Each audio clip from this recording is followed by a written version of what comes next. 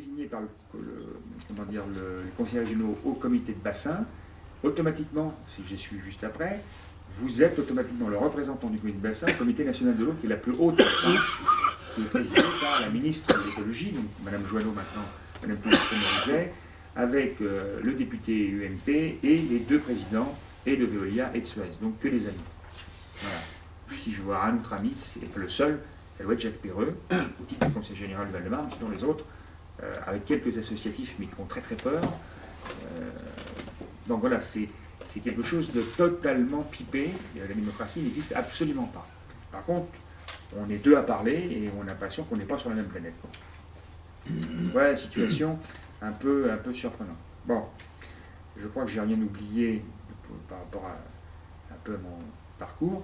Alors, moi, je vais vous parler de l'historique un peu de toute cette histoire de l'eau, pour vous faire comprendre pourquoi, en Île-de-France, et avant en particulier, ça se passe comme ça. Alors, il faut se replacer début du XIXe siècle, Révolution française. Donc déjà, alors, pendant la Révolution française, on a décidé que la question de l'eau serait traitée par les maires. Ça va être un peu partout pareil. Parfois, ce n'est pas les maires, c'est les territoires plus importants, mais c'est toujours des élections, pas des élections, des représentants territoriaux. Ce n'est pas les représentants de l'État, c'est très rare.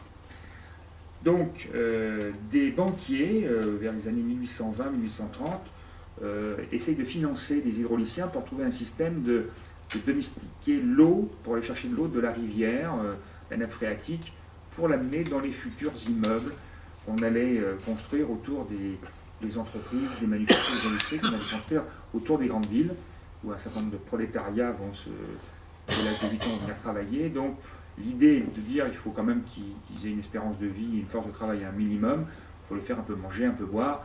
Ça part de là, ça part pas que de ça, mais on pense à financer quelque chose qui nous permettra donc d'amener de l'eau jusqu'au 10e étage d'un étage, le 10e étage d'un immeuble.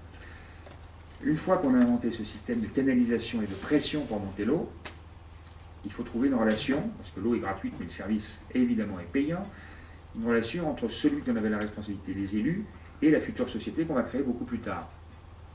Donc on invente le système du contrat de concession d'une durée démocratique de 99 ans. Et j'en ai retrouvé un il y a 2 jours à Olivet, où ils ont démarré en 1933, ils vont se terminer en 2032. Donc ça existe encore.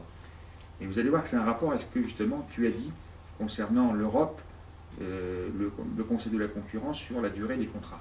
Tout ça a un rapport. Donc, une fois qu'on a fait ça, il faut trouver le moyen de payer. Comment on va payer le service? Est-ce qu'on va le faire par les impôts, par les factures? Enfin bon, on choisit la facture, etc. Bon, tout ça met quelques années avant de se réaliser, et Napoléon III va créer la première société de production et distribution d'eau en France, première société dans le monde, qui va s'appeler donc le 14 décembre 1853, pour être précis, jusqu'à avril 1998, qui va s'appeler la Compagnie Générale des Eaux. Composé dans son premier conseil d'administration de 9 banquiers d'Empire. On sentait que ça rapportait gros. Le dernier descendant d'un des 9 banquiers d'Empire va terminer son mandat en 1996. C'était le baron Mallet, la banque Mallet. Mais il y avait au départ le baron Oettinger, le baron Sellier, l'ancêtre, etc. Donc, qui avaient tous des actions dans les chemins de fer. Hein. Donc tout ça est lié. Chemin de fer, l'eau, donc déjà un peu les transports, l'énergie, et les métiers qu'on retrouve plus tard, c'était déjà un peu comme ça. La deuxième société va s'appeler la Lyonnaise des Eaux et de l'Éclairage en 1880. Et la troisième, la SOR, la Société d'aménagement urbain et rural, en 1933. Juste pour revenir en 1853, les 4 premiers contrats en France vont être en 1853-1854 Lyon et Nantes, ensuite Paris en 1860 et Nice en 1864. La particularité de Nice, c'est que le contrat n'est toujours pas fini. Ça fait 147 ans que ça dure.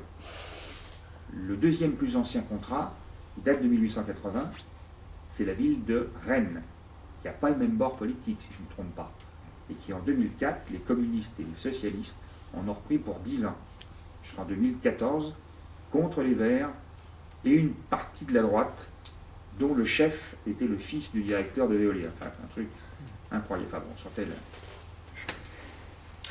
Voilà, alors on va se placer, c'est là pour comprendre un peu la mafia de l'eau. 1944, Conseil national de la résistance, on élabore un programme de nationalisation de pans entiers de l'économie, le transport, l'énergie et l'eau. Donc la Générale des eaux et la Genèse des eaux étaient programmées. 45, 46, 47, les nationalisations se passent, mais pas la Générale des eaux et la Genèse des eaux. Alors là, deux anecdotes. La première, c'est quand je suis rentré en 1976, on vous donnait un livret d'accueil. Dans le livret d'accueil, on vous disait pourquoi on n'avait pas nationalisé la Lyonnaise et la Générale. Je vous assure que c'est la réalité. Ils ont dit dans le livre, donc pour que la culture d'entreprise s'installe, c'est pour faire de résistance des salariés de ces deux sociétés. Donc, à contrario, ceux qui étaient nationalisés étaient des collabos, quoi. C'est bon. Deuxième anecdote, c'est que le président donc, du syndicat des eaux d'Île-de-France, qui avait été créé le 1er janvier 1923 et immédiatement donné à la Générale des eaux, en 1945 jusqu'en 1947, le président de ce syndicat va être un communiste, mais pas n'importe qui.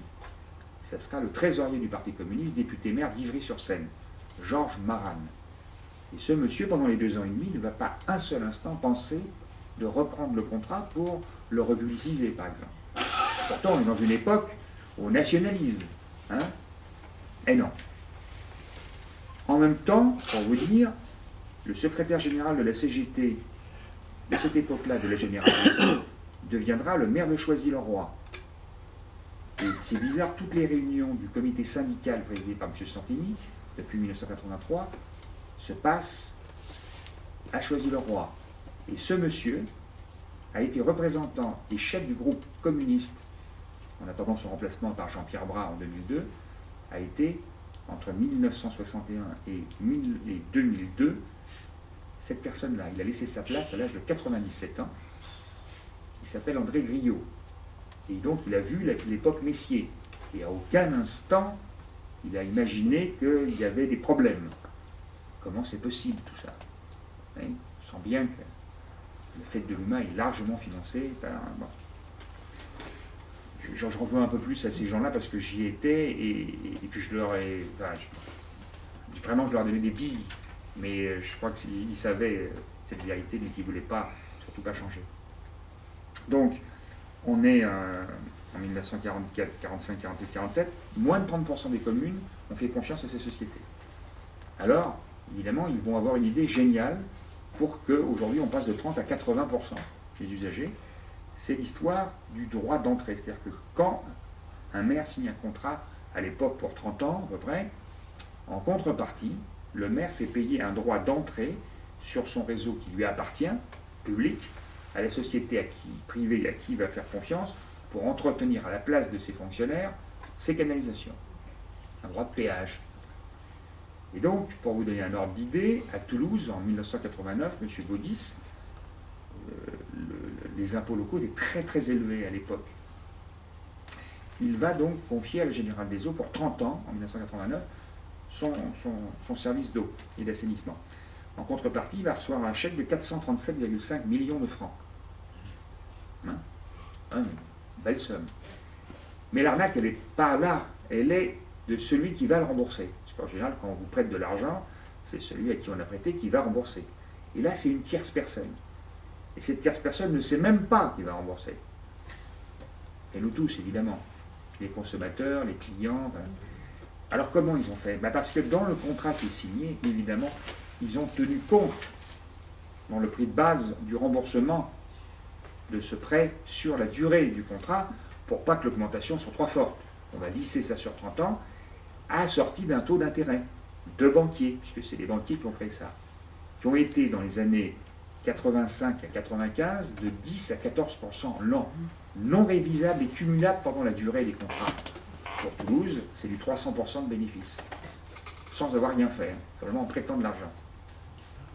Et cet argent, c'est la banque, et cet argent ne va pas être utilisé par le maire pour des problèmes d'eau. Absolument pas. Deux choses, soit il baisse les impôts locaux, c'est mieux qu'on se représente devant les électeurs, soit, et ça a été souvent le cas, à Montpellier, un palais des congrès, à Lille, un stade de foot, dont d'ailleurs le président du LOS, qui il n'y a encore pas très très longtemps, était le président de Veolia des déchets, de l'eau, de l'assainissement, etc. Hein. Non, il est président d'honneur, c'est M. Bernard Lecomte. À Rennes, ben, c'est les bateaux, notamment, comment dire, je crois on dit le barreur, c'est ça, celui qui conduit. Bon, c'est Roland Jourdain. Roland Jourdain est le VRP, le Veolia, hein, depuis 4-5 ans, il est financé à 200 000 € chaque année. En dehors du bateau, hein, je parle. Skipper. Hein? Skipper. Skipper, voilà, skipper. C'est pas pour moi. Et si vous allez en montagne, ben, ce sera une patinoire, oui, ces choses-là. Voilà. Les GT Orléans à côté à Olivet, c'est l'équipe de basket, une bonne équipe nationale. Ben, ils sont financés, il y a la publicité, etc. Donc voilà comment ce droit d'entrée va permettre de faire passer. Ça va encore s'accélérer en 1982. En 1982, François Mitterrand est président de la République. L'actionnaire principal à cette époque-là est Saint-Gobain, qui venait d'être nationalisé. Saint-Gobain, entreprise nationalisée, possède 34% des actions de la Générale des Eaux. Mais sur intervention de deux individus auprès de M. François Mitterrand, Alain Minck, qui est maintenant plutôt un très proche de Sarkozy, et Claude Bébéard, des assurances, hein, AXA, on ne va pas y arriver. Bon. Mais en même temps, la loi de décentralisation de Gaston Defferre, pas de rapport comme ça, mais un rapport si. C'est en fin de compte, les collectivités vont recevoir des compétences, sans forcément avoir l'argent de l'État correspondant, et donc ces entreprises qui jouaient le rôle de banquier vont jouer encore plus le rôle de banquier, mais pas que sur l'eau. C'était déjà un petit peu sur l'assainissement dans les années 70, mais après ça va être les déchets. Puis après les déchets, le transport, puis après le transport, l'énergie à travers le chauffage. Voilà. Et puis ensuite, à la fin des années 80, on va avoir que ce soit la lyonnaise Bouygues qui avait l'essor, ou la Générale des Eaux vont créer CGTEL et CFR, donc les téléphones portables, puis ensuite M6 Suez, Canal+, Veolia, enfin Vivendi à l'époque, et donc TF1, Bouygues, l'essor, hein, télévision, puis ensuite la restauration scolaire, les cliniques, les pompes funèbres, les parcs-mètres, les parkings, etc., etc., etc. Tous les services, merci, tous les services collectifs passés par des marchés publics locaux avec les élus locaux.